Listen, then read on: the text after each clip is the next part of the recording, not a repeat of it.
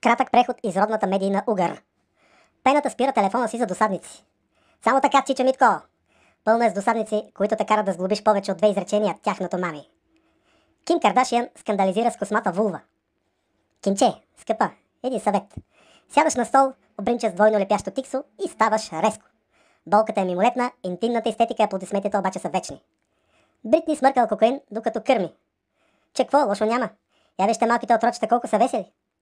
Български орехи няма, ще едем китайски. Честно казано, на мен ми е все едно дали ще ям на българите орехите или на китайците. Сърмът си остава същия. Телесната миризма издава заразните болести. О, баси, значи аз съм тежко болен от ебола, минимум. Футболът ни е за буклука. То буклука ни е за буклука, какво става за футбола? Китодар. Първите ми 4 жени бяха проститутки. Китодаре, ще те помоля за телефоните им, ако още ги имаш. Цитиридис не иска да види баща си. Цитиридка, закъснял си, бате, баща ти беше първи. Цитиридка те скарал 9 месеца без секс. Еми, така е, като не иска да види баща си. Поли Генова не иска да пуска дълга коса. Да, от край време нещата при Поли се си на инат. Трябва ли Рачков да е почетен гражданин на Бургас? Чикак! Ако някой не е съгласен с това, ще го изплюща направо, е. Слави с брониран Мерцедес за 1 милион евро.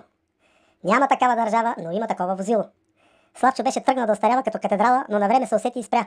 Я се опитай да подбереш катедрала в автомобилата дори за 1 милион евро. Не става.